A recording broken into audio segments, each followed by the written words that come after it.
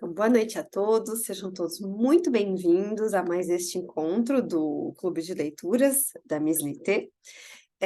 E no encontro de hoje a gente vai falar de uma obra muito especial, Les Misérables, do Victor Hugo. É uma obra de 1862. Então, esse ano, alguns alunos participaram da leitura acompanhada dos Miseráveis, em que a gente leu o romance inteirinho, do começo ao fim. É um romance muito vasto, quase 2.000 páginas. É um romance composto por 5 partes, que ele chama de livros, que o Victor Hugo chama de livros. E é um romance que ficou muito famoso porque ele provocou muitas reações imediatas e acabou se consolidando muito rapidamente como um clássico, recebeu inúmeras adaptações ao cinema, como séries de TV também, e até como comédia, né, como musical, talvez vocês conheçam. Então, muita gente acaba conhecendo um pouco a história dos Miseráveis sem necessariamente ter lido, né? Então, acaba sendo um clássico. A gente tem alguns nomes, algumas pessoas lembram de Cosette, outras da Fantine, do Jean Valjean. São alguns personagens icônicos, o Javert, que fazem parte dessa obra que, querendo ou não, entrou até por uma espécie de memória coletiva, né? E não só da França, mas mais mundial mesmo. Então, isso é algo em comum, né? Então, neste clube de leitura que vocês estão fazendo, a proposta era trazer trechos, né, de clássicos da literatura francesa, mas mesclando um pouquinho obras mais famosas com obras menos conhecidas, e tentar provocar o desejo de ler, né, essas obras. Então, hoje eu vou trazer um trecho muito significativo dos Miseráveis, um dos trechos mais famosos. Antes eu vou dar uma palavrinha sobre o Victor Hugo, e eu vi aqui que eu devo ter errado um erro de digitação, porque ele nasceu em 1802, tá? Tem um poema muito famoso dele mesmo, em que ele diz «Ce siècle avait 2 ans», né? E começa assim: este século tinha 2 anos de vida quando ele nasceu. Então é 1802, tá bom? Não 1803. E vejam, ele é um autor que viveu até 1885, então um autor que teve uma vida que para o século XIX, até hoje, né, mas para o século XIX ele viveu 83 anos, é algo muito incomum.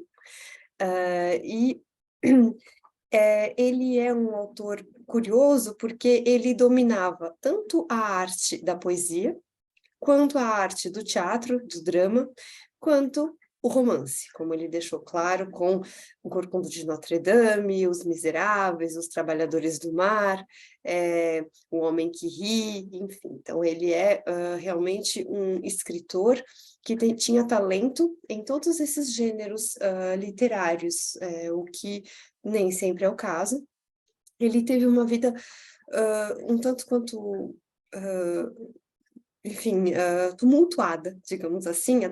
Conheceu todos os diferentes tipos de regimes políticos que a França conheceu ao longo do século XIX, não é pouca coisa.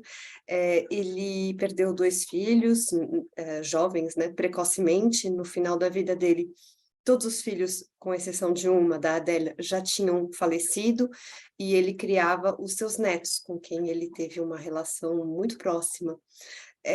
Então, é um homem que conheceu a tristeza, era um homem muito próximo, muito ligado às crianças. Quando ele se tornou pai, ele passava tempo com os filhos. Hoje a gente diria que é tempo de qualidade.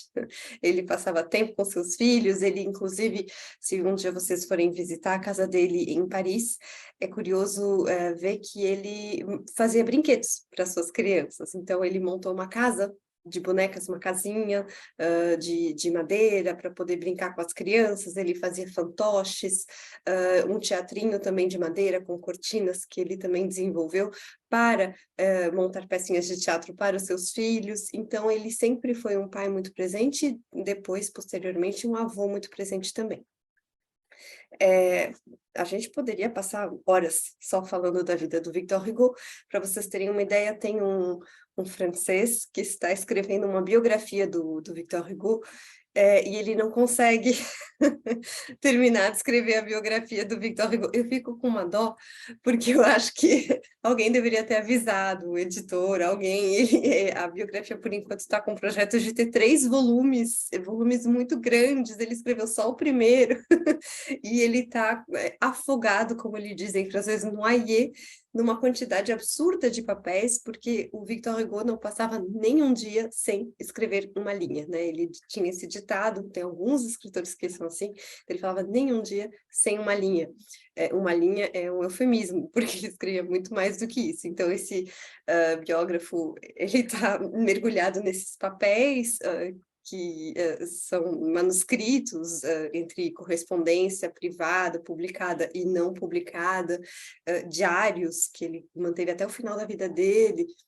Então, a quantidade de papéis é considerável, além, é claro, da sua obra literária, né? Então, daria para passar horas falando da vida do Victor Hugo, mas eu vou tentar contextualizar só o momento mesmo da escrita dos Miseráveis, porque é um momento significativo. Então, lembrando que eu, inclusive, já dei um curso, eu acho que o Armando aqui é o único que fez, não sei se a Maria Augusta fez, era um curso sobre a vida e a obra do Victor Hugo.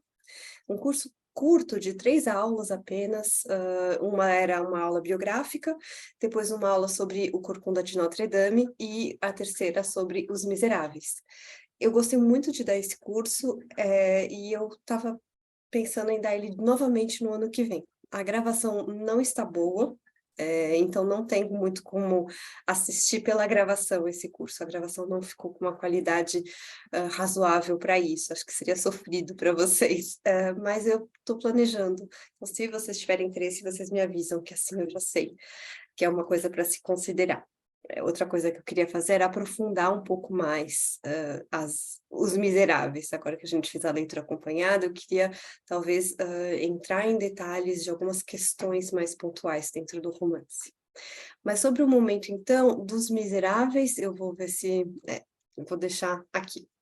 O que acontece com o Victor Hugo quando ele escreve Os Miseráveis? O Victor Hugo perdeu uma filha, que era a Leopoldina. Isso vocês vão ver que é importante. Quando ele perde essa filha, ele entra em depressão, ele estava de férias com a sua amante, a Juliette Drouet, com quem ele compartilhou 50 anos de vida em comum, e eles estavam de férias viajando quando ele ficou sabendo da notícia da morte da sua filha pelo jornal, porque Victor Hugo já era uma figura pública, ele era Pair de France, P-A-I-R, Pair de France, que é o equivalente a uma espécie de senador. A França ainda era uma monarquia constitucional, ele tinha um papel, ele era uma figura pública, ele perdeu a filha, ele entrou em depressão, e ele se envolveu num escândalo, porque ele era um homem casado, a sua esposa se chamava Adèle, ele tinha a Juliette Drouet, que era a sua amante, que tinha sido uma atriz famosa, mas que teve que largar o teatro quando ela conheceu o Victor Hugo, que era um homem ciumento, e ele começou a sair com uma mulher que era esposa de um pintor de certo renome na época, hoje ele é totalmente desconhecido. E o que aconteceu foi que eles foram pegos em flagrante, os dois, em flagrante adultério. E adultério no século XIX na França era um crime sério. Homens não podiam ser presos por adultério, eles podiam ser processados, podiam pagar uma multa, mas não podiam ser presos. Mas a mulher, a sua amante, ela vai para a cadeia. E como ela vai para a cadeia, a pedido, é claro, do marido dela, o caso vai agradar muito o que a gente chamaria hoje de tabloides, né? Os jornais, não sensacionalistas, mas de fofocas. E ele era uma figura pública, uma figura mais do que pública, ele era um político, ele era um senador. E o rei, diante dessa comoção desse debate público que a vida amorosa e afetiva do Victor Hugo suscitou, pediu para o Victor Hugo se afastar um pouquinho, né, do debate público, ficar um pouco mais recluso, um pouco mais discreto, ser um pouco mais discreto. E é nesse momento, então, estranhamente, que Victor Hugo começa a escrever Os Miseráveis, no momento em que ele está profundamente deprimido, em uma depressão grave. Ele não tem mais vontade de viver e muito menos vontade de sair, de ser visto na rua. Ele, enquanto senador, tinha um sentimento muito grande de frustração, porque a maioria dos seus projetos de leis não passava, não era aprovado.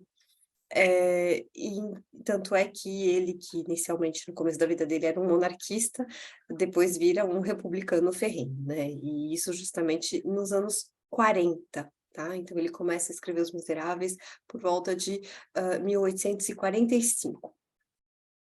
Em 1848, ele interrompe a redação dos Miseráveis por duas razões. Tem uma razão política e uma razão afetiva. A razão política é que a França, em 1842, conhece duas grandes revoltas, duas grandes revoluções, uma delas em fevereiro de 1848, que põe fim à monarquia de Júlio, que governava a França desde 1830, e outra que vai ser reprimida com grande violência em junho de 1848. Por que essa repressão tão violenta? E por que essa rebelião novamente? Porque a vida dos operários ainda não mudou, simplesmente porque ainda não houve tempo de organizar eleições. A gente sabe hoje em dia como é difícil organizar uma eleição, imaginem só naquela época, né, em 1848. Então, em fevereiro, o governo é deposto, a monarquia acaba, e é instaurado um governo provisório, que é responsável pela organização das eleições. É a segunda vez, né, que a França é uma república, é a segunda república, mas a primeira que tinha sido no momento da Revolução Francesa, depois do fracasso da monarquia constitucional também, durou muito pouco. Então não tem uma grande experiência com relação a isso, com relação à votação, então demora. O processo para organizar as eleições demora, não tem ainda um presidente, quando então as camadas mais populares, em especial os operários, saem novamente às ruas em junho de 1848.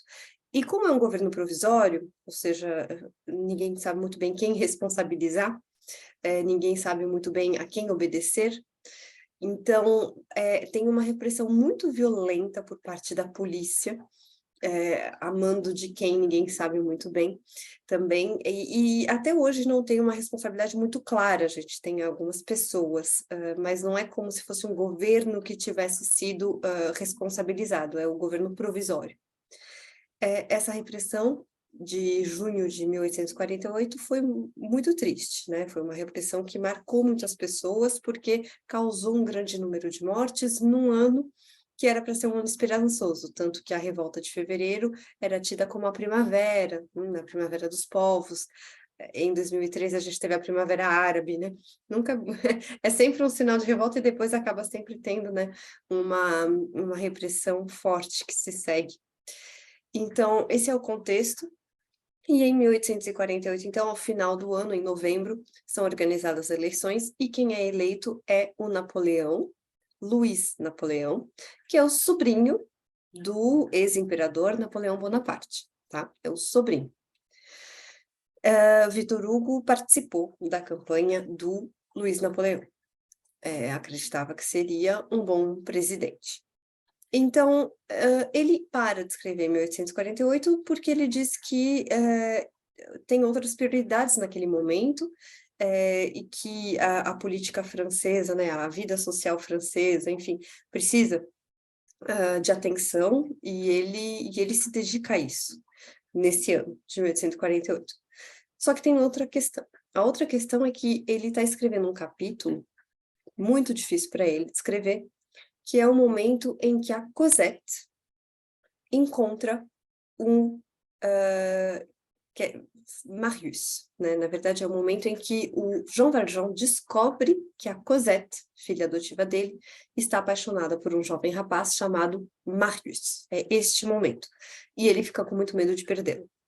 É um momento muito difícil para o Victor Hugo, porque ele se lembra, né, da própria filha dele, e a filha dele, ela morreu em circunstâncias complicadas, porque ela tinha acabado de se casar, ela era recém-casada, e ela morre afogada numa viagem que ela faz de lua de mel, no Sena. Ela está de barco com o marido dela, e o barco vira, por conta de uma tempestade, e ela acaba se afogando. Então, esse capítulo que fala do Jean Valjean, que tem medo de perder a sua filha, é muito difícil para o Victor Hugo. A ferida ainda é muito recente e ele abandona completamente a escrita dos Miseráveis, que naquela época se chamava ainda Les Misères, isto é, As Misérias, e ainda não Os Miseráveis. Em 1851, esse Luiz Napoleão, que tinha sido eleito presidente da França, né, para ser o presidente da Segunda República, dá um golpe de Estado e se declara imperador da França. Com esse golpe de Estado, então, a França deixa de ser uma república e se torna um segundo, né, é o período do Segundo Império, que é um regime autoritário. Um regime que hoje a gente poderia classificar, né, de ditatorial. O Victor Hugo reage muito mal a esse golpe de Estado, no sentido, não é um juízo de valor, né? Realmente ele não admite esse golpe de Estado, fica ainda mais revoltado porque ele tinha participado, né, da campanha e votado para o Luiz Napoleão, confiando que seria um presidente democrático. Então, ele se revolta de maneira muito explícita. Tem um prêmio, então, que é dado para a gente diz la tête, né, a cabeça do Victor Hugo, que naquele momento não é só para ser preso, mas pode ser executado. E o Victor Hugo precisa se disfarçar de operário para fugir a pé da França, e ele vai para a Bélgica atravessando a fronteira a pé. Ele vai sozinho, a família dele segue, e a Juliette Drouet, a sua amante, falei que ela passa 50 anos da vida dela com ele, ela vai atrás, um tempo depois, porque ela leva todos os manuscritos pesadíssimos do Victor Hugo numa mala, tá? Numa maleta muito pesada. Da Bélgica, o Victor Hugo não sente a salvo, de fato ele está muito próximo ainda da fronteira da França, então ele vai para as ilhas de Jersey e Guernesey, são ilhas anglófonas, que na época falavam também francês. O que acontece? O Victor Hugo, chegando lá na ilha, ele vai retomar o manuscrito das Misérias, um manuscrito que quase afundou, quase afundou no Canal da Mancha, ele quase afundou porque tinha uma tempestade também, o barquinho também quase virou, e a maleta com todos os manuscritos do Victor Hugo quase se perdeu. Ele retoma esse manuscrito, o romance já estava, os 3/4 já estavam escritos, ele retoma, e ele tem uma anotação preciosa em que ele vê o ponto em que ele tinha parado, e ele escreve aqui, o Pair de France, começa com P, né? Pair, P-A-I-R, então o par, mas seria uma espécie de senador, da França, deixa de escrever. E aí ele coloca na outra margem, né, na outra folha, que ele vai começar, uma folha ainda em branco, ele escreve aqui, le proscrit commence. Proscrit, eu nunca sei traduzir em português, mas eu acho que é proscrito também, né? Que é um outcast, né? Uma pessoa que justamente é renegada, né? E tá, enfim, pela sociedade. Então, isso, ele mudou de perspectiva, percebem? Ele tem outro ponto de vista agora. E isso vai fazer com que ele decida descartar tudo que ele tinha escrito até aquele momento.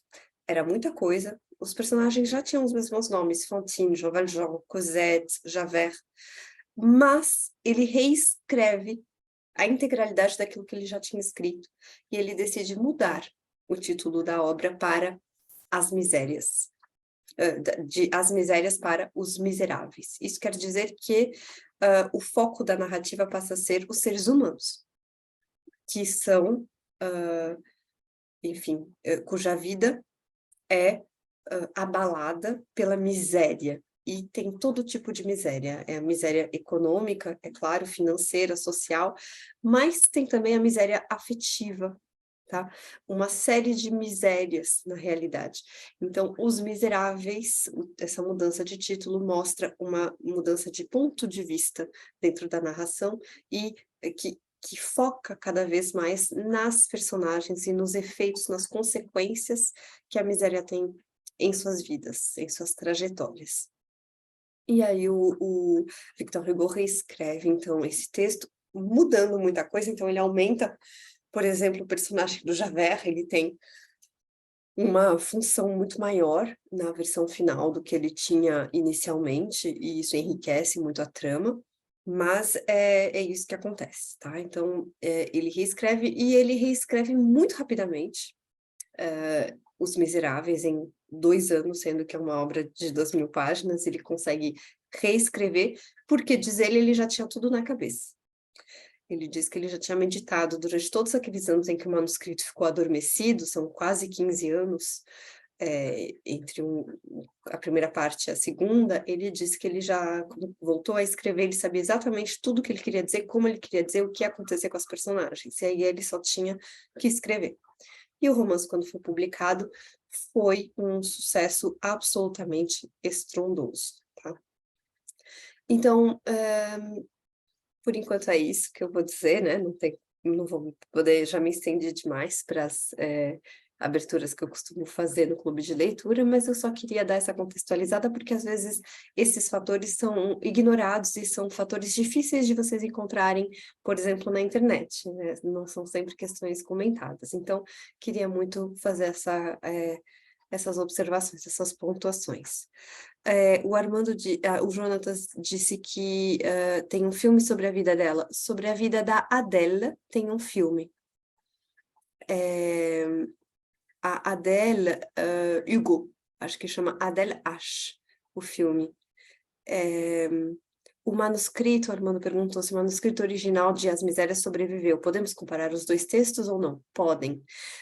O manuscrito sobreviveu e tem um escritor, um pesquisador francês, Guy Rosat, Monsieur Rosat, não lembro mais o nome dele, eu acho que é Gui, que é um G, mas que fez esse trabalho muito extenso de comparação das duas versões da obra e apontando justamente as diferenças. Então, o manuscrito existe, pode ser consultado, se eu não me engano, digitalmente também.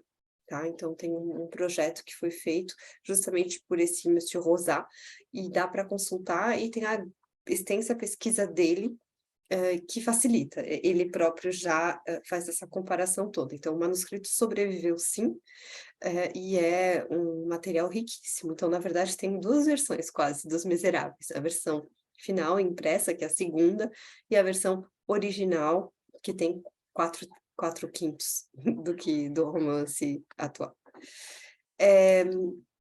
Então, o trecho que eu escolhi contar para vocês é sobre a personagem da Cosette, tá? Algumas coisinhas que eu queria dizer.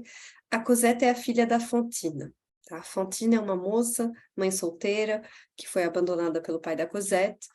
Ela tentou se sustentar trabalhando numa fábrica, foi mandada embora porque na fábrica descobriram que ela era mãe solteira e que ela tinha uma filha. Por conta disso, ela tem que se prostituir, as condições de vida são deploráveis, ela acaba adoecendo e morrendo sem poder rever a filha. O Jean Valjean, que é o protagonista da história, era naquele ponto, naquele momento, quando a vida dele se encontra com a vida de Fantine, se cruza com a existência de Fantine, ele era prefeito de uma cidade, de Montreuil-sur-Mer. E é nessa função que ele conhece a Fantine, coloca ela num hospital e promete para ela que ele vai buscar a Cosette, para que ela possa rever a sua filha. Ele diz para ela, você vai ficar boa, você vai ficar bem. Só que pelas circunstâncias, eu não vou poder entrar em detalhes agora, ele não pode cumprir a promessa de imediato e ir buscar a Cosette. Então a Fantine morre sem poder reencontrar a filha, mas o Jean Valjean, que nesse interim entre a morte da Fantine e o momento em que ele revê a Cosette, ele vai preso, ele consegue sair da prisão e ele vai até Montfermeil, é parecido, onde ele vai buscar a Cosette. Então, ele vai cumprir a promessa que ele fez à falecida Fantine. Ele encontra a Cosette, que é uma menina de 8 anos naquele momento, que vive na casa de um casal.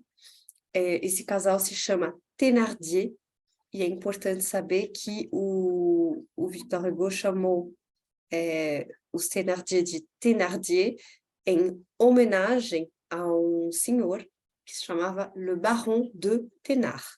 Le Baron de Thénard era um pair de France, assim como o Victor Hugo, uma espécie então de senador, deputado, que votava leis. E o Victor Hugo fez um projeto de lei que queria reduzir a carga de trabalho, a carga horária de trabalho infantil, de 16 para 10 horas diárias. A carga horária de trabalho infantil, no momento, né, em 1845, era de 16 horas diárias para as crianças.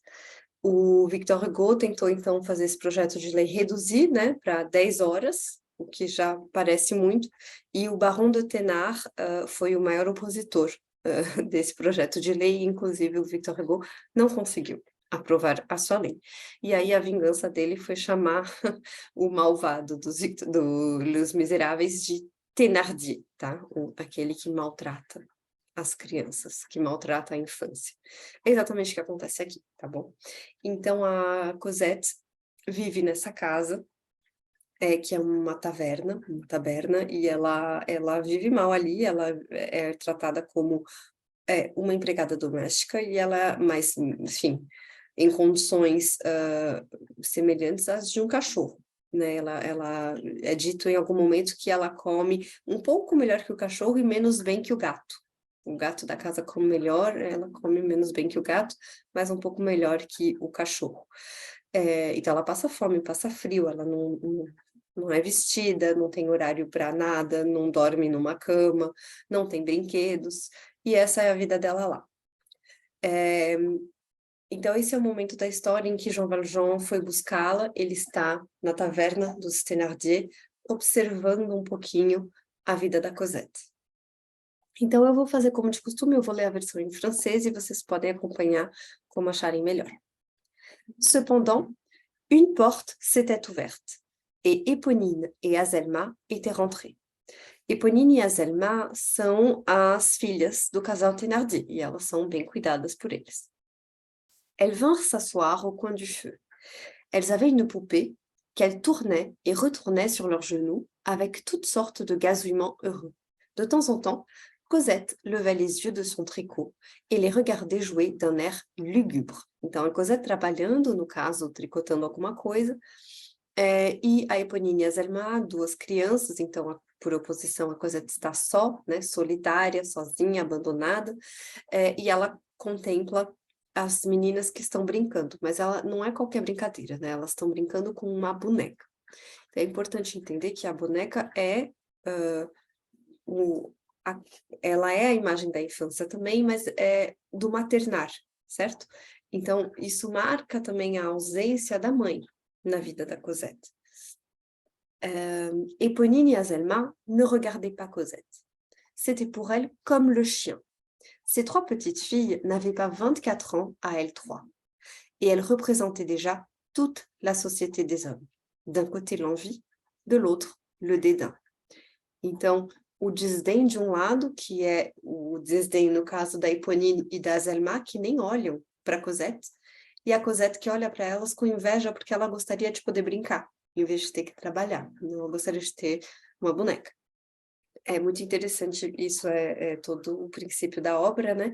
Fazer com que algumas personagens sejam arquétipos de tipos sociais, e que isso represente um panorama geral da sociedade, né? Que isso dê um quadro geral, represente a sociedade como um todo. Les poupées des sœurs Thénardier, la poupée des sœurs Thénardier était très fanée, très vieille et toute cassée. Mais elle n'en paraissait pas moins admirable à Cosette, qui de sa vie n'avait eu une poupée, une vraie poupée, pour nous servir d'une expression que tous les enfants comprendront. Tout à coup, la Thénardier, qui continuait d'aller et venir dans la salle, s'aperçut que Cosette avait des distractions et qu'au lieu de travailler, elle s'occupait des petites qui jouaient. Então, la Thénardier aqui faz muito papel da madrasta. A história da Cosette, que começa com um C, inclusive, né, a inicial, lembra muito o conto de fadas da Cinderela, tá? Que também começa com C. Então, essa menina criada, né? Essa menina, vocês veem, ela tem duas irmãs, né? Duas meias irmãs, que são a Eponine e a Zelma. A Thénardier é a figura da madrasta, tá? Então, tem uma reprodução clara, né? Uma mímese clara do conto que o Charles Perrault escreveu em francês no século XVII, a versão francesa escrita data do século XVII, que é a Cinderela, tá? Então, a Thénardier aqui, a madrasta, então, vê que a Cosette está distraída e não trabalha. Ah, je t'y prends, cria-t-elle. C'est comme cela que tu travailles? Je vais te faire travailler à coups de martinet, moi. O martinet é uma espécie de chicote, tá? De chicotinho que as pessoas batiam nas crianças com esse chicote, tá? Nas mãos, às vezes nas costas, às vezes no bumbum, então, às vezes nos pés. Então, eram lugares, né, uns castigos físicos que as crianças, às quais as crianças eram submetidas. L'étranger, o estranho, né, o estrangeiro que está lá, é o Jean Valjean, que veio buscar a Cosette, que no momento está analisando a cena. Sans quitter la chaise, se tourna vers la Thénardier. « Madame, dit-il en souriant d'un air presque craintif. Bah, laissez-la jouer. » Então, ele pede para que a menina possa brincar. O Jean Valjean é realmente a pessoa que vai... Não vou falar isso agora, mas já comecei, então. É a pessoa que vai dar de volta a infância que foi roubada da Cosette. Vocês vão ver como isso é mostrado nesse trecho. De la part de tout voyageur qui eut mangé une tranche de gigot et bu 2 bouteilles de vin à son souper, et qui n'eut pas l'air d'un affreux pauvre, un pareil souhait eût été un ordre. Mais qu'un homme qui avait ce chapeau se permit d'avoir un désir, et qu'un homme qui avait cette redingote se permit d'avoir une volonté, c'est ce que la Thénardier ne crut pas devoir tolérer. Elle repartit aigrement.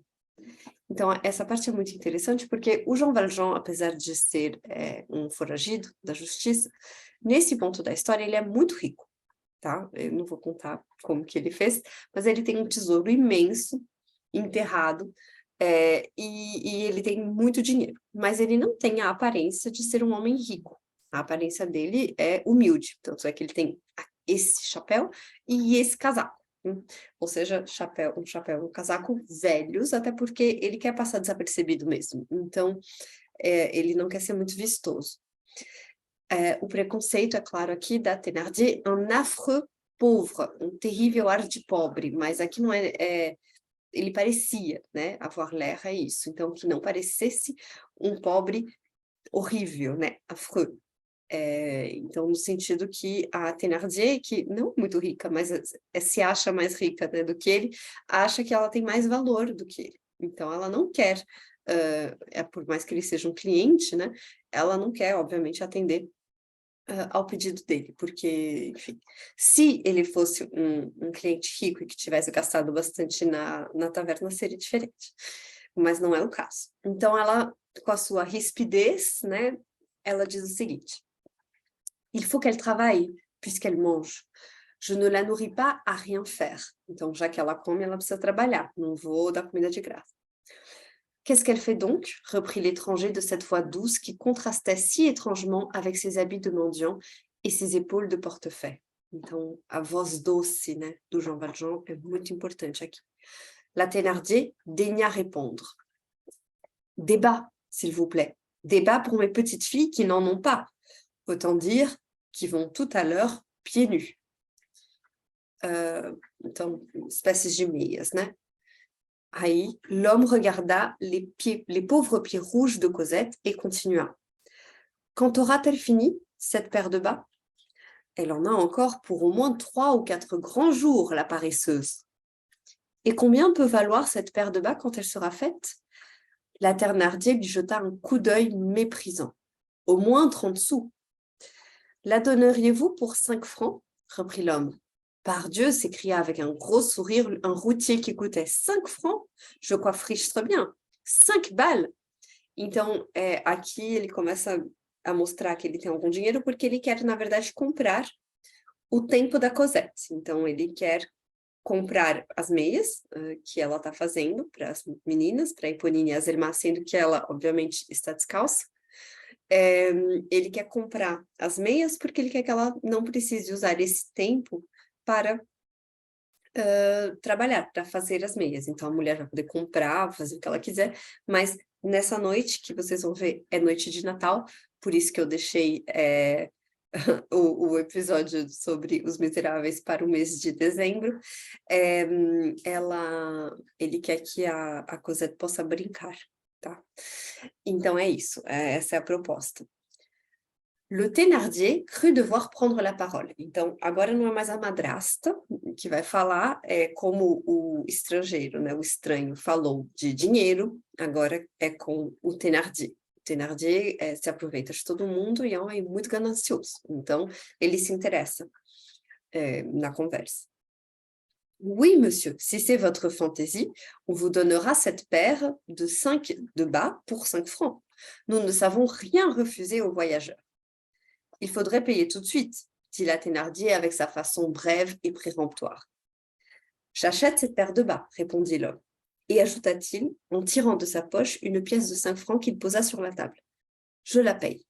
Então ele paga, porque ele, como ele parece pobre, né, ninguém quer, a Thénardier insiste para que ele pague antes. E aí o Jean Valjean vira para Cosette e diz assim, maintenant, ton travail est à moi. Joue, mon enfant. Então, mon enfant, né? Vá brincar, minha menina, mas em francês, minha criança, tá? Mon enfant. Então, é o homem que restitui, que devolve a infância roubada da Cosette, tá? Então, essa cena é essa, isso que acontece agora. Em seguida, le routier fut si ému de la pièce de 5 francs qu'il laissa là son verre et accourut. Então, é um homem que está no bar e que já tinha comentado que era muito dinheiro, e aqui ele fica tão comovido com o valor, né, que ele para de beber para ver a moeda, a peça, né, isso. C'était pourtant vrai, cria-t-il en l'examinant, une vraie roue de derrière, et pas fausse. Le Thénardier approcha et mit silencieusement la pièce dans son gousset. La Thénardier n'avait rien à répliquer. Elle se mordit les lèvres et son visage prit une expression de haine, dit Breuil. Cependant, Cosette tremblait. Elle se risqua à demander « Madame, est-ce que c'est vrai? Est-ce que je peux jouer ?»« Joue !» dit la Thénardier d'une voix terrible. « Merci, madame, » dit Cosette. Et pendant que sa bouche remerciait la Thénardier, toute sa petite âme remerciait le voyageur. Le Thénardier s'était remis à boire. Sa femme lui dit à l'oreille « Qu'est-ce que ça peut être que cet homme jaune ?»« J'ai vu, répondit souverainement Thénardier, des millionnaires qui avaient des redingotes comme cela. » A cor do casaco, né, é amarela, amarelada, porque ele não lava o casaco há bastante tempo. Então, é isso que ela quer dizer. Um homem que tem dinheiro é um homem que tem roupas brancas, né, resplandecentes. Não é o caso deste homem misterioso que é o Jean Valjean. Já o Thénardier, que é menos ligado às aparências do que a sua mulher, acha que se ele deu uma moeda de 5 francos, né, por meias, comprou o tempo da menina para ela brincar, quer dizer que ele pode ser um milionário. Ele já viu casos assim. Cosette avait laissé là son tricot, mais elle n'était pas sortie de sa place. Cosette bougeait toujours le moins possible. Elle avait pris dans une boîte derrière elle quelques vieux chiffons e son petit sabre de plomb. Ela vai fazer uma boneca com o que ela tem. Então, ela tem o quê? Alguns trapos, uns velhos retalhos. E ela tem uma espécie de espadinha, né? ela tem esse sabrezinho de chumbo, e ela vai usá-lo para construir uma boneca. Éponine et Azelma ne faisaient aucune attention à ce qui se passait. Elles venaient d'exécuter une opération fort importante. Elles s'étaient emparées du chat, do gato, et elles avaient jeté la poupée à terre.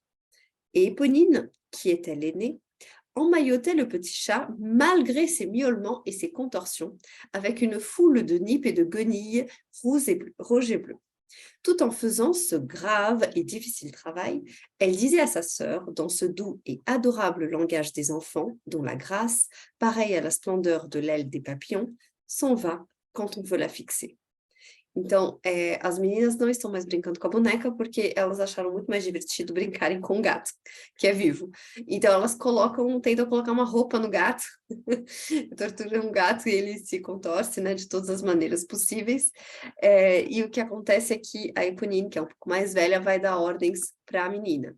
E ela fala assim, vois-tu, ma sœur, cette poupée-là est plus amusante que l'autre. Elle remue, elle crie, elle est chaude. Vois-tu, ma sœur, jouons avec. Ce sera ma petite fille. Je serai une dame. Je viendrai te voir et tu la regarderais. Peu à peu, tu verrais ses moustaches et cela t'étonnerait. Et puis, tu verrais ses oreilles et puis tu verrais sa queue et cela t'étonnerait. Et tu me dirais, ah mon Dieu. Et je te dirais, oui madame, c'est une petite fille que j'ai comme ça. Les petites filles sont comme ça à présent. Azelma écoutait Éponine avec admiração. Então, a conversa, né, é como elas vão brincar, né, a conversa sobre a brincadeira, mais uma vez mostrando, né, que a Cosette é só, ela é sozinha mesmo no mundo, né, ela não tem nem mesmo um companheiro de brincadeiras, a Éponine e a Azelma têm.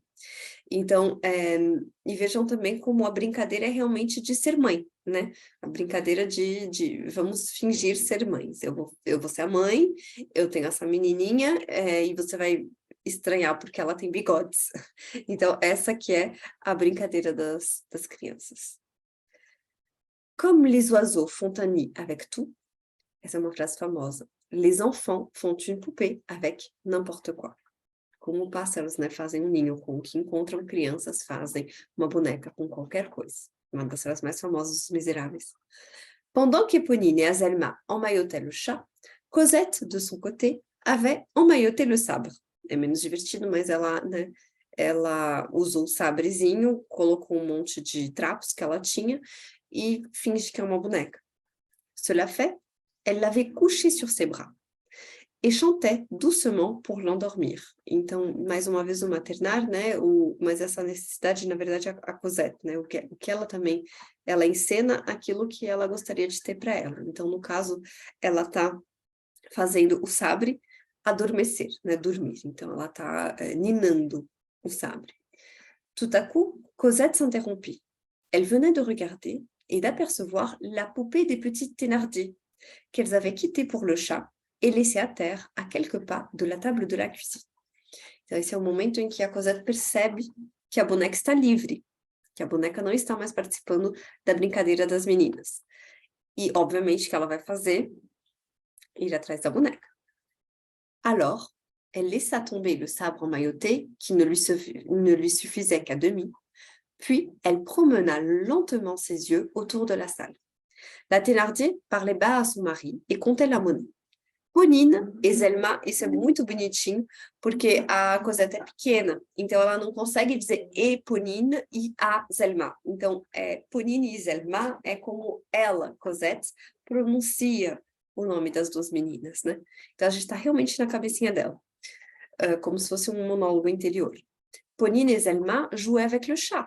Les voyageurs mangeaient, ou buvaient, ou chantaient. Aucun regard n'était fixé sur elle, porque ela é transparente, ela é invisível, né? Ninguém nota. Ela, o único que nota, realmente é esse viajante que veio aqui, na verdade, para ela, para buscá-la. Então, é o único que observa. Elle n'avait pas un moment à perdre. Elle sortit de dessous la table en rampant sur ses genoux et sur ses mains, s'assura encore une fois qu'on ne la guettait pas, puis se glissa vivement jusqu'à la poupée et la saisit. Un instant après, elle était à sa place, assise, immobile, tournée seulement de manière à faire de l'ombre sur la poupée qu'elle tenait entre ses bras. Ce bonheur de jouer avec une poupée était tellement rare por elle qu'il avait toute la violence d'une volupté.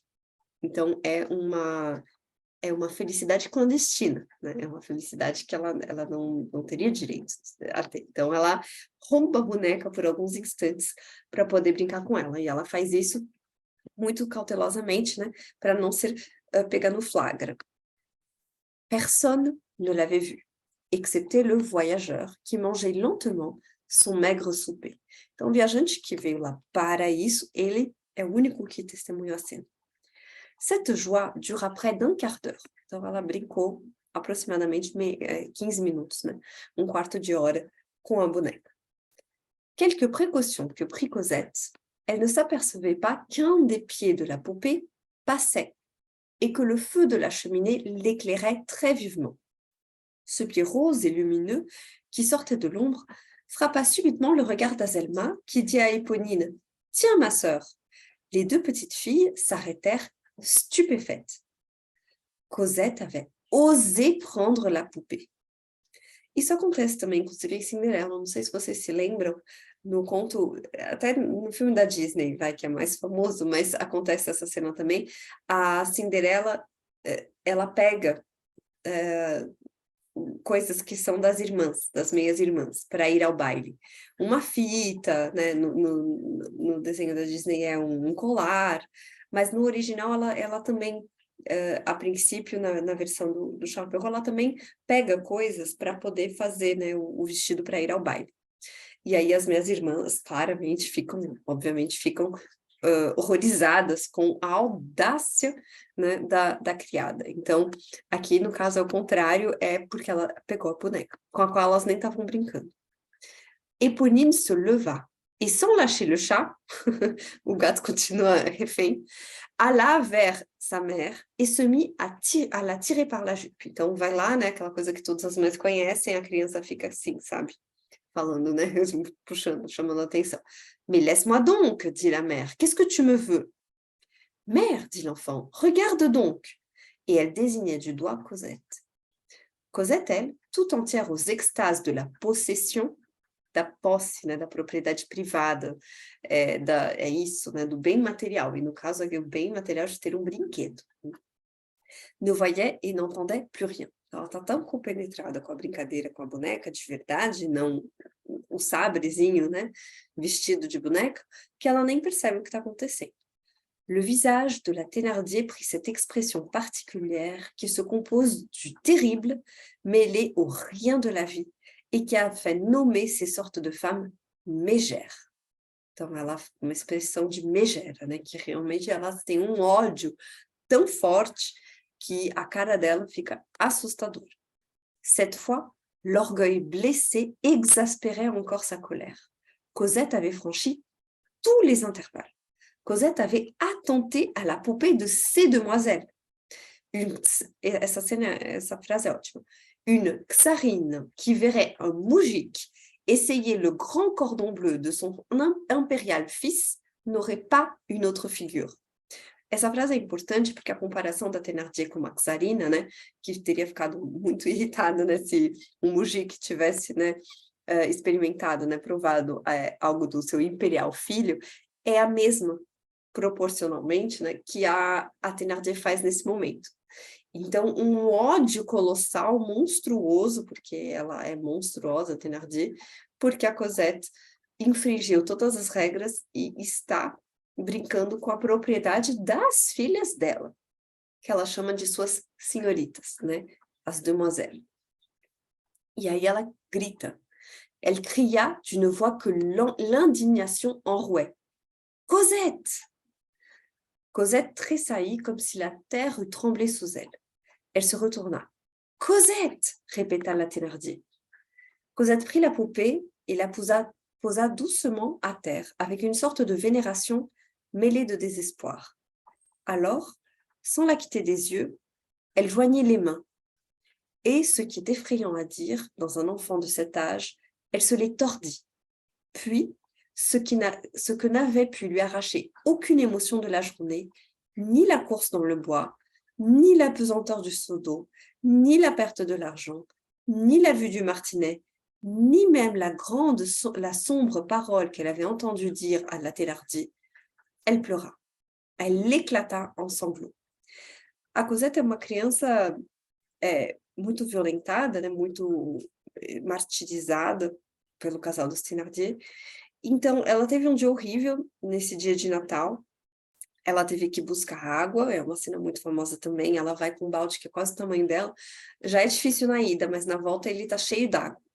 E para isso ela tem que entrar na floresta, mas já tá de noite, porque é inverno, então anoitece muito cedo.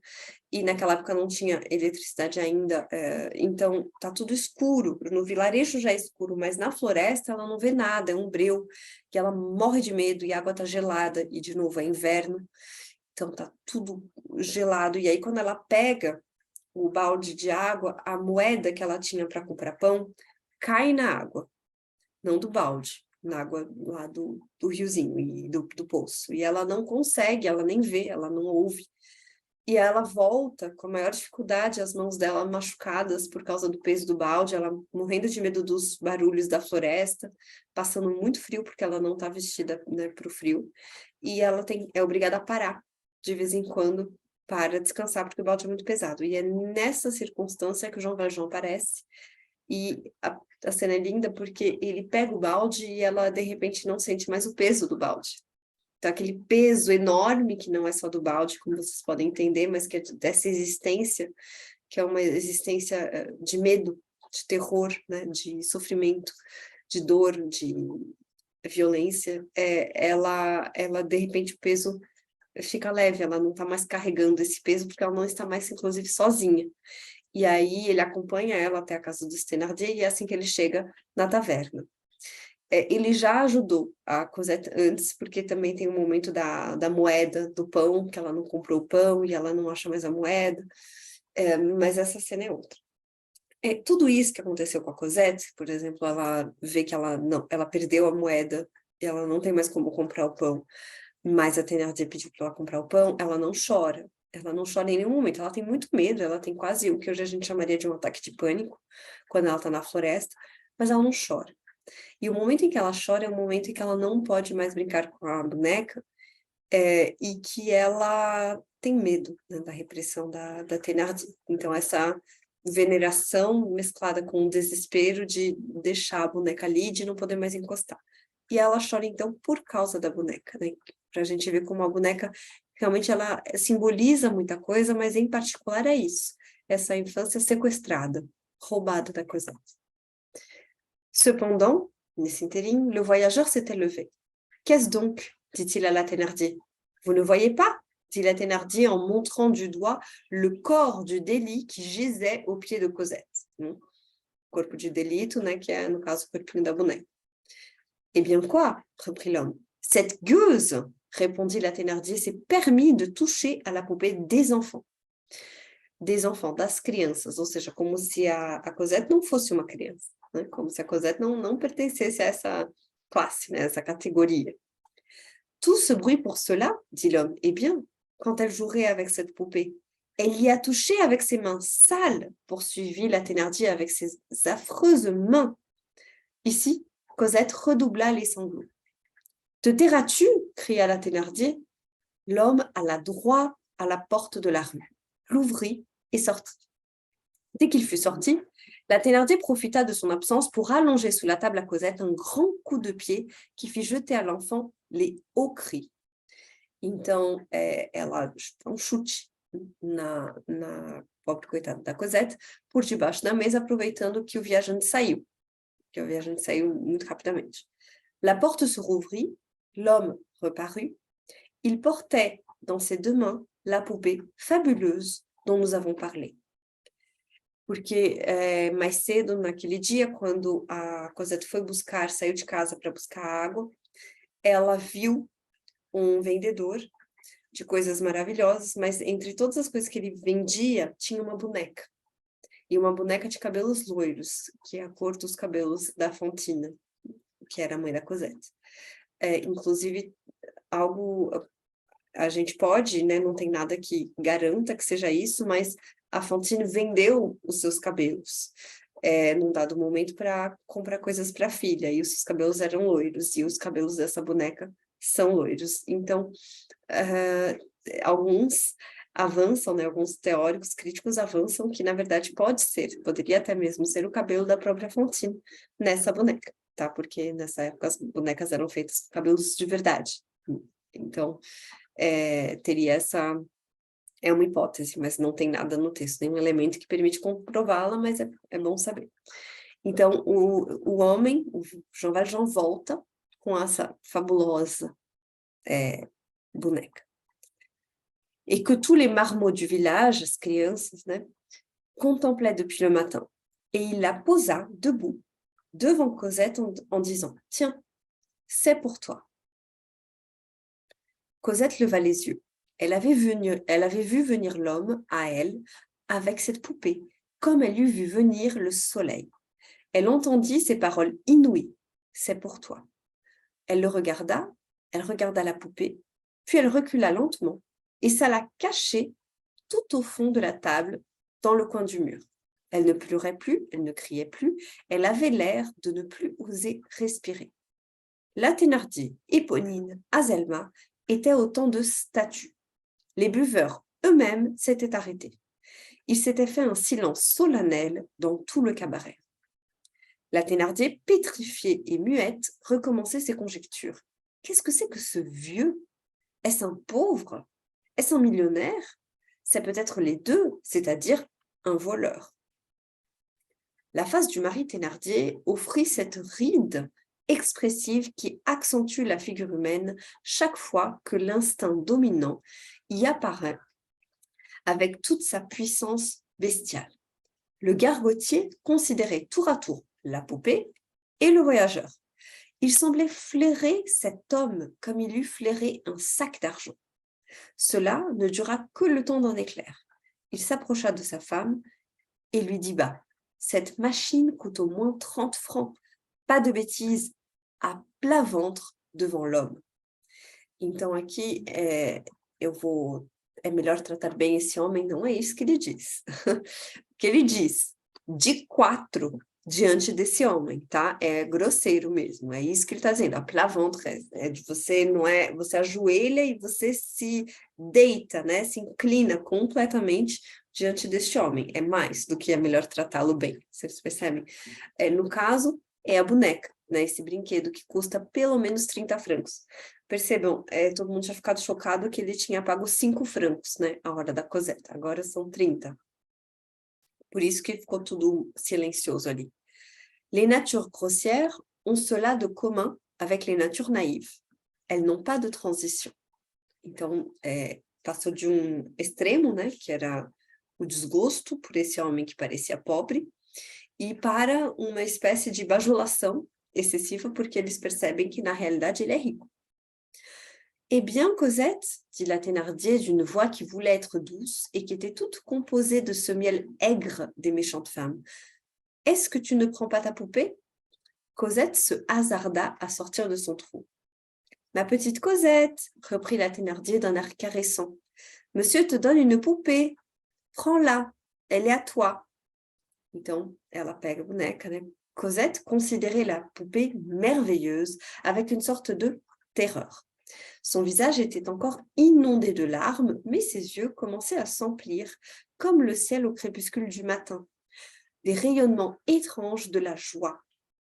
Ce qu'elle éprouvait en ce moment-là était un peu pareil à ce qu'elle avait ressenti, ce qu'elle eût ressenti si on lui eût dit brusquement « Petite, vous êtes la reine de France ». E eu acho que aqui termina o trecho que eu escolhi.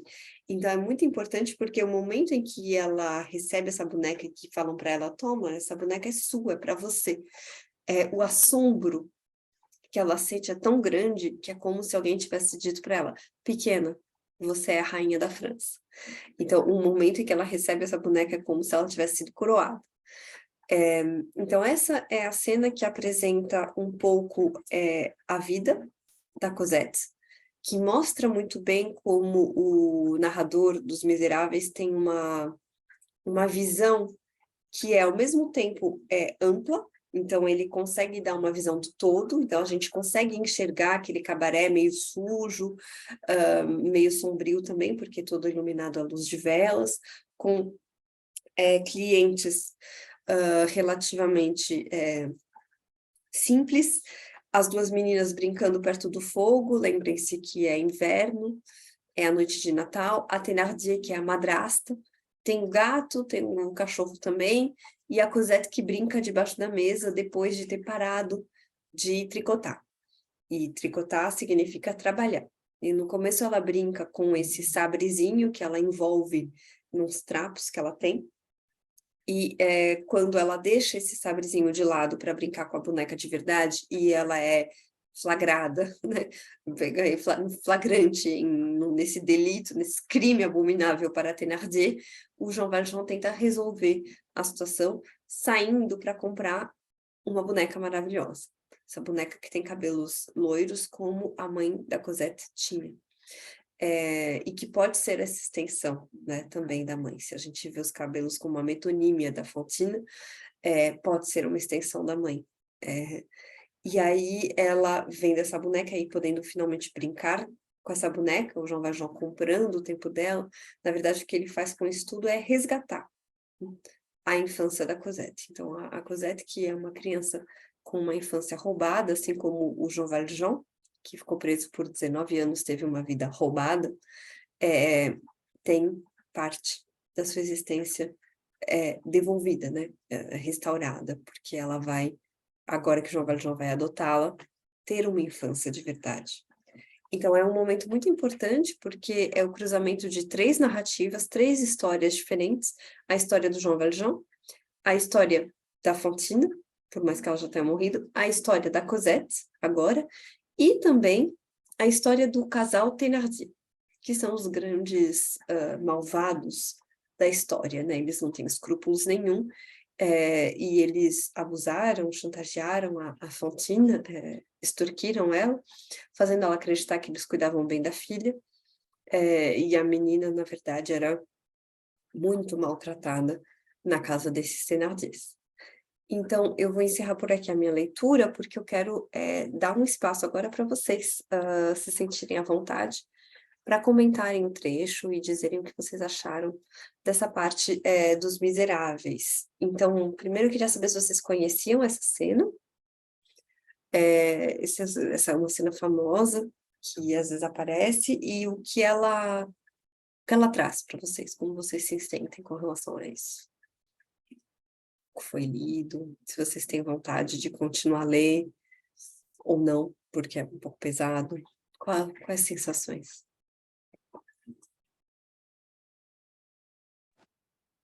Diga só. Eu não sei se eu tenho coragem de ler. É muito triste, embora eu tenha visto o musical.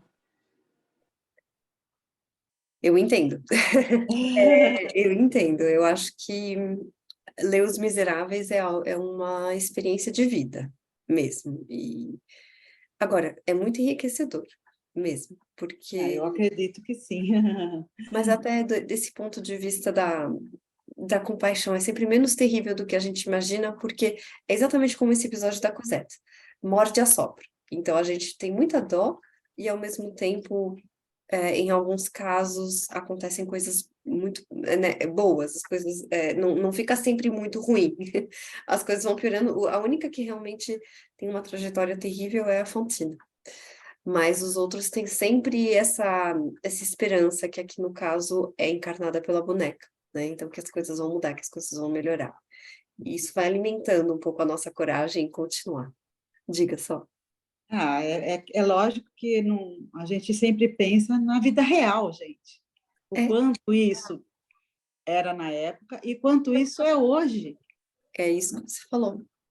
Quantas Porque existem ainda pessoas fazendo isso com crianças no mundo. É verdade. Exato. Existe.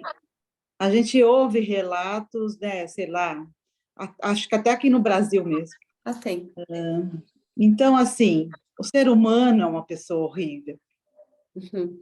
E pensar nisso é muito... Acho que o terrível é isso, não é só ler, é imaginar que nada mudou, nada melhorou, sabe? Eu entendo. E você falou de algo muito importante, porque Os Miseráveis, e uma coisa que eu ainda não tinha dito, é uma grande reflexão sobre o mal, o bem e o mal, mas sobre o mal também. Quando o Victor Hugo retoma a redação dos Miseráveis, é porque ele não conseguiu concluir e resolveu abandonar um poema que se chama La Fin de Satan, o fim de Satã. Mas é um poema que, na verdade, é uma grande meditação sobre o mal. E aí ele percebe que o caminho que ele quer traçar para entender a maldade humana, ou trazê-la à luz, né, à tona, não é através de um poema, que seria La Femme de Satan, mas através desse romance que é Os Miseráveis.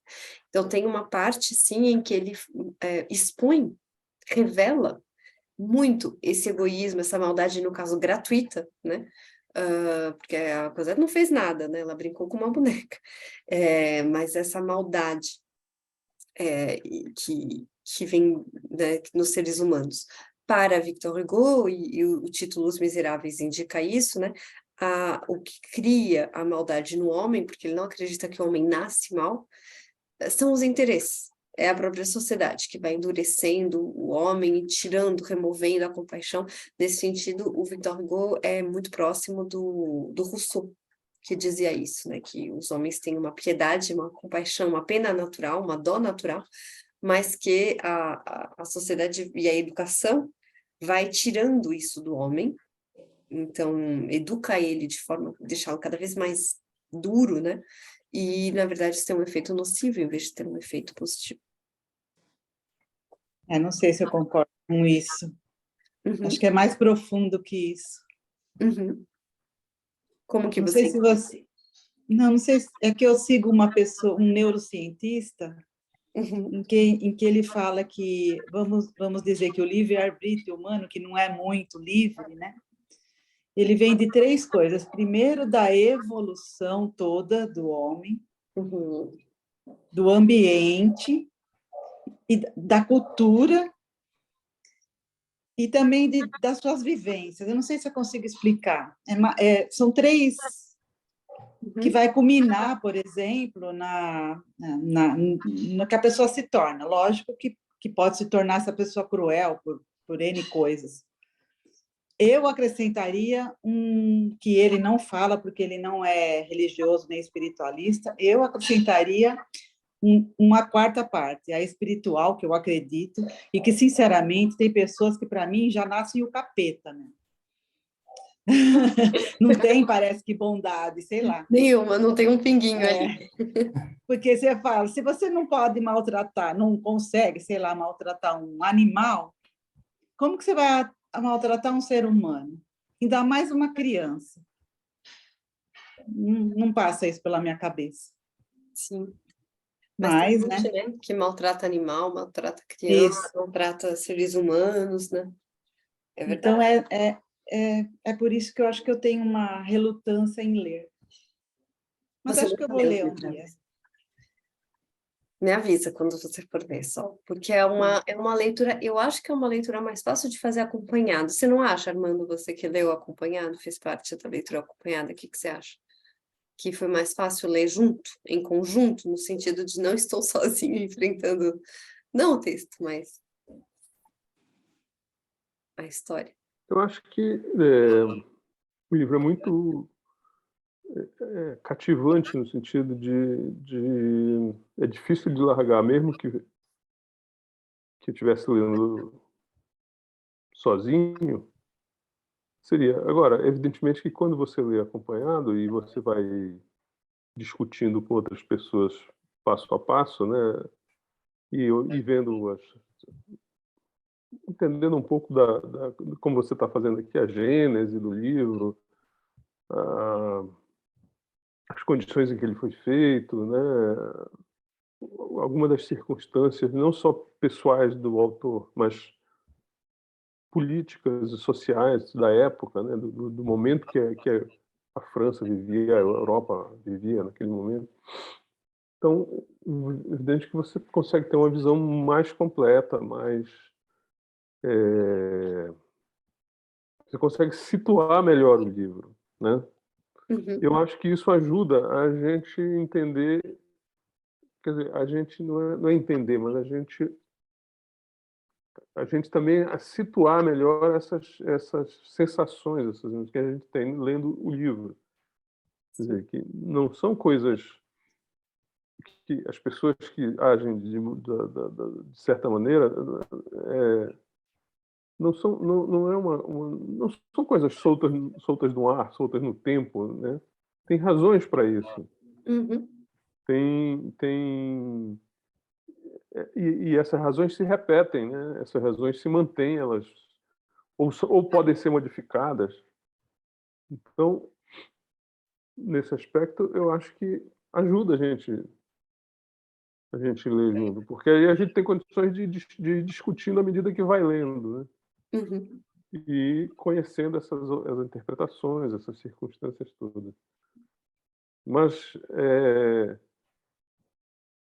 pelo livro em si, digamos assim, pela qualidade literária mesmo dele, de atrair a leitura, eu acho que ele é irresistível, assim, quando É você começa irresistível. a mergulhar nele mesmo, você fica querendo o tempo todo saber o que vai acontecer com aquelas pessoas. E ele é muito bem montado, muito bem armado, porque ele fica o tempo todo. Ele tem a técnica do grande folhetinista, né? Ele está sempre botando uma isca para você continuar lendo, mas não satisfazendo imediatamente, né? Ele muda de capítulo, muda de parte, muitas vezes é como se ele estivesse começando outro livro, você não entende por que mudou tudo aquilo, mas tudo isso só vai aumentando A curiosidade.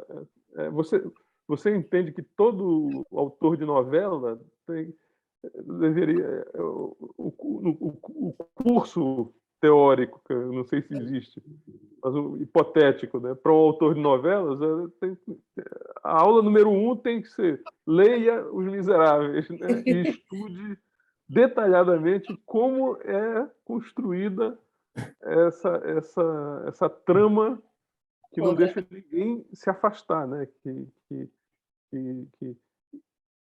sem ser tão sem ser tão óbvia, sem ser tão não é que todo momento, a cada capítulo, você vai ter um mistério que vai ser resolvido no capítulo seguinte, não é isso não. Ele vai jogando coisas, mas às vezes a coisa só volta lá na frente, às vezes acontece alguma coisa aqui, e o narrador dele, ele explica tudo isso, né. Uhum. É Ele vai verdade. dizendo: "Você só vai entender por que esse personagem é tão importante muito mais adiante", né. Uhum. Quer dizer, ele vai provocando, né. Sim. É isso. Você lembrava desse trecho da boneca? Sim, claro, esse é um dos trechos inesquecíveis. Toda essa essa desde a entrada na floresta, né, a entrada na Uhum. floresta é uma do Jean Valjean pra procurar a Cosette, Sim. é uma descrição muito assustadora, né. É, é. Muito forte essa cena, muito Esse forte. contraste que ele faz o tempo todo entre escuridão e luz, entre o medo dela e o alívio que ela tem com a proteção que ela está sentindo Recebe dele. dele, recebendo dele, né, ele joga você isso que você falou é é é exatamente isso, quer dizer, é bem ele manipula bem como autor tudo isso, entendeu? Ao Sim. mesmo tempo ao mesmo tempo que provoca só terror, compaixão, piedade, raiva, muitas vezes, mas É, mostra a esperança que é para ela aparecer aquele personagem, né, o que é que ele vai é, fazer, de que maneira ele vai proteger ela e tal. tem esses momentos, né, de alívio, e que são sempre quando a pessoa, na verdade, não está completamente só.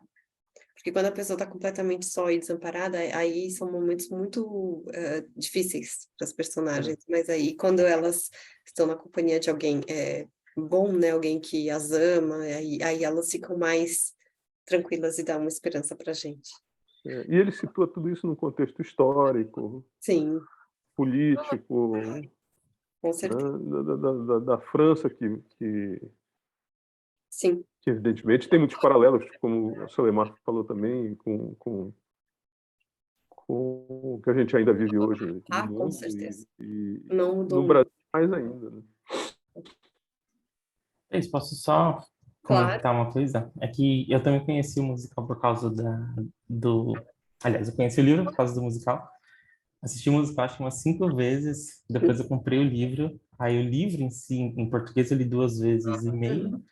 Aí eu comprei a versão em francês também, li agora em outubro.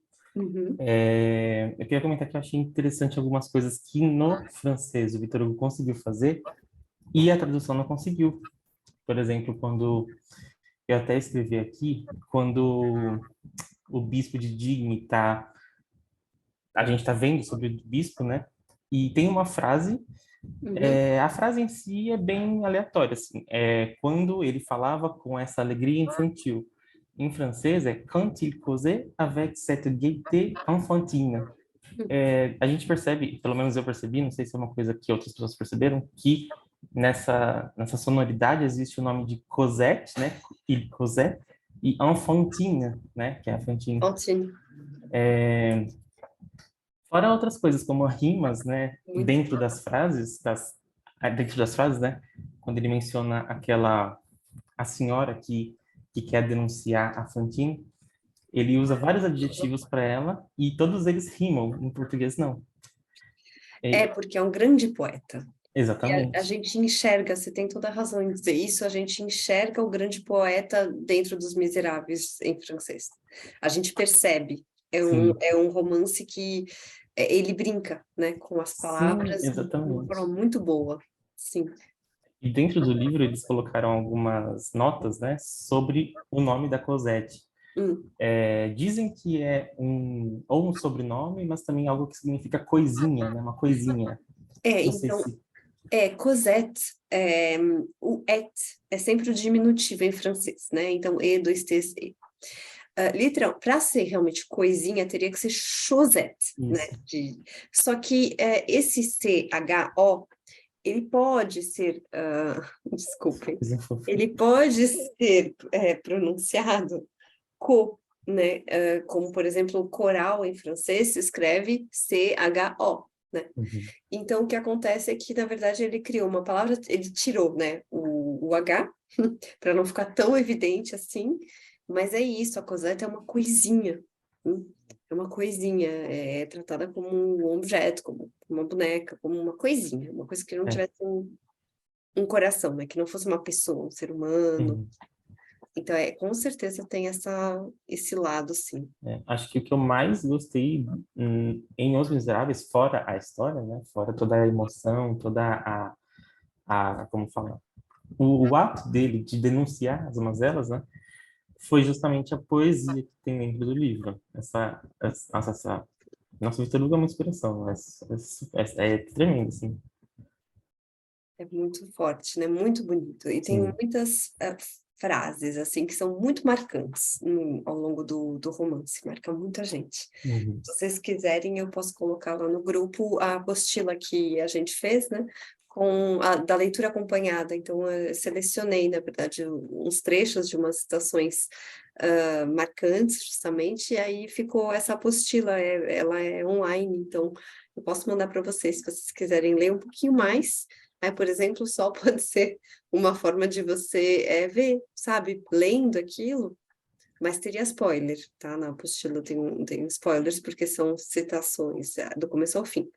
Mas seria uma forma, talvez, de você ver como você se sentiria antes, sabe, de mergulhar na leitura. Eu acho que pode ser um bom passo para você decidir, sabe?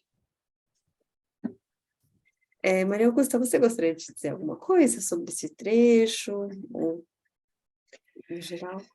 Esse trecho é muito tocante, né? E aí eu acho que nesse momento eu estou na angústia de que eu quero ler mais coisa do que cabe, entendeu? Assim, e eu estou assim tentando eleger, assim, além dos livros menores que dá para ler num 2 dias.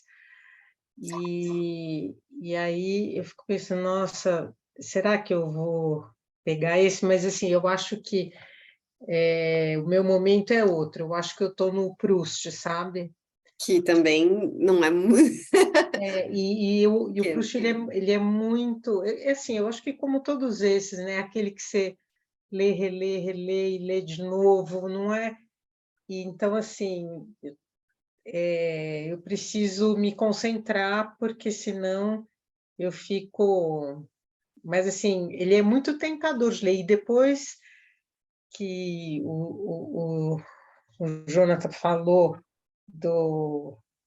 dessa parte em francês tão bonito, dessa poesia, quer dizer, eu lembro quando o Armando estava lendo, que ele estava completamente tomado, né? Ele queria ver o mapa de Paris, aí ele queria ver o que estava acontecendo, assim, ele estava completamente tomado, assim, ele era o melhor propagandista do livro impossível. Agora, assim, é muito tentador, mas assim, e fiquei com vontade, mas assim, eu preciso reconhecer os meus limites. Não é o momento, não é o momento. Porque assim, eu preciso, assim, eu estou mergulhada mesmo, sabe? No, nessa leitura do Proust, que é, enfim, acho que vai ser a nossa próxima, né? Sim, é o próximo. O próximo ou o outro? Não, eu acho que é o de fevereiro. Fevereiro, É o de fevereiro. Então, assim, eu estou aqui falando, mas assim, porque quando é um livro menor, dá para você se arriscar, mas esse daí, Realmente. eu acho que vai ser um outro momento, talvez. Mas eu fiquei com mais vontade até do que eu imaginava, quer dizer, eu já li um pouco, já. É aquilo que você falou, né? É um livro que a gente não sabe como, mas a gente acaba que sabe do que se trata, tem os personagens, quer dizer, começa a falar nesse livro, aí eu pego e já vejo o Gérard Depardieu. Eu falei, gente, o que esse homem veio fazer nesse meu livro? Quer dizer, ele vira a cara do personagem, né? Assim, mas assim, dá vontade, mas eu acho que ainda não vou conseguir mergulhar nele. Acho que assim, aos pouquinhos eu vou lendo Balzac, Proust, e Eu vou acho que a gente tem que deixar. respeitar isso, os nossos momentos, né? Não é, eu acho que é tão preciosa essa leitura que não vale a pena você também querer encaixar lá no momento em que você, sabe, vai ficar com um peso na consciência, de, poxa, eu devia estar lendo outra coisa. Eu acho que quando você for ler, quando você tiver tempo para isso, você vai amar. E aí você vai ver que é uma leitura mais rápida, do que ela parece, é uma leitura muito mais fluida, né? Né? Ela flui. Mas realmente tem essa questão do momento. Então, se no momento você está em outra, uma coisa, até porque o Proust é muito mais introspectivo, mais subjetivo. O Victor Hugo acaba falando muito mais, né, do social, da sociedade, embora mergulhe assim no íntimo das personagens, é de outra maneira, né? Os conflitos são outros, então eu acho que é muito importante saber respeitar isso. Você está certíssima, não fique angustiada com isso, não. Mas eu adorei a aula, sabe? Como sempre, né? Assim, como um pequeno trecho contextualizado, é um convite maravilhoso, né? Para você se aproximar, e é uma pena que o tempo não dê para a gente viajar tanto quanto a gente gostaria pelas páginas, né? Que é maravilhosa a aula, como sempre, né, Thaís? Obrigada. A ideia é isso, apresentar que vocês conheçam a obra pelo próprio autor, né? Por aquilo que ele escreveu, falou, disse, aí vocês têm uma ideia da história, mas vendo, né, o próprio estilo dele, porque às vezes a gente só fala, mas não apresenta num contexto. Então a ideia é o contrário, né? Que vocês degustem um pouquinho desses textos maravilhosos e quando vier a hora, vocês vão Eu acho que é rever. interessante até pelo contraste, né? Porque é difícil imaginar 2 autores mais diferentes no sua perspectiva, até do que é uma obra literária, do que Proust e Victor Hugo, né. E eles são tão próximos, né, Eles são são tão próximos. são tão próximos, quer dizer, mas cada um à sua maneira, eh, cada um à sua maneira fez algo fenomenal, assim, monumental, né? Eles não são da mesma geração, mas os dois levaram a literatura para um passo adiante, né? Pois é. Os dois realmente fizeram isso, e com obras colossais, né? É importante saber, lembrar disso mesmo. O Proust, ele viu o enterro do Victor Hugo, né? Ele já estava vivo, já tinha nascido, ele viu o enterro do Victor Hugo, que é o fim de uma era, desses romances épicos, porque o Fôlego é épico, mas que justamente não tratam só, né, ou tanto assim do ser. E o Proust é realmente todo o contrário, porque até o meio que ele aborda é um meio privilegiado, né? A aristocracia, a altíssima burguesia, é a elite, né? E as tensões ali das personagens são tensões de ciúmes, são tensões internas, né? O grande drama dele, que é maravilhoso também, porque ele eleva isso à alta literatura, que é o drama de não conseguir dormir à noite, porque tem medo do escuro, e que é um medo que todo mundo entende também. Eu lembro muito, né, nesse começo, inclusive, dessa cena da Cosette no escuro, da criança que vai buscar o balde, tem medo de estar lá sozinha, mas também tem medo de dizer que não quer estar sozinha e que não quer ir lá sozinha, e que hesita, fala, não, eu vou voltar, e no final das contas não volta, e fica naquela angústia toda, né? E até essa relação da solidão. Então, eu vejo nesse começo de Proust, Longtemps je me suis couché de bonheur, eu vejo, sim, um diálogo com os Miseráveis, mas sem ele tira a roupagem social e de denúncia social para, na verdade, manter a essência disso, que é o ser humano lutando contra a solidão, no fundo, e contra a angústia do tempo que passa. Porque é isso. O final dos Miseráveis, a última frase é morrer não é nada, terrível é não viver. É uma frase que o Proust nunca diria, porque é de um otimismo, e é isso que eu quero dizer, porque é muito paradoxal, porque Os Miseráveis é muito otimista. Ao mesmo tempo que é terrivelmente pessimista, é um romance muito otimista, porque é um romance que, por exemplo, acredita, né, na redenção, na regeneração, numa série de coisas, assim, né, que a vida continua. E o Proust, ele não teria colocado essa frase no final, né? Não é nada morrer, terrível é não viver, porque para ele a grande angústia do Proust não é o não viver, é a memória. É o tempo que passa, você não conseguir fixar, a não ser pela literatura. Então, não é que são obras... eu acho que dá para falar muita coisa sobre Proust e Victor Hugo, mas são obras que conversam, sim, mas que não tocam aos mesmos temas. Não, mas mostra exatamente como que a literatura pode ou deve, quer dizer, deve não no sentido, Uhum, assim, tem a possibilidade de, né, você querer de tratar de coisas tão diferentes, de maneiras tão diferentes, a partir de pontos de vista diferentes, falando de personagens diferentes, tão diferentes, né? Que a pior coisa também que você pode querer para a literatura é dizer, ela tem que ser só isto. sim, tá certíssimo. Então é uma coisa que no caso do Victor Hugo, era uma coisa que respondia a uma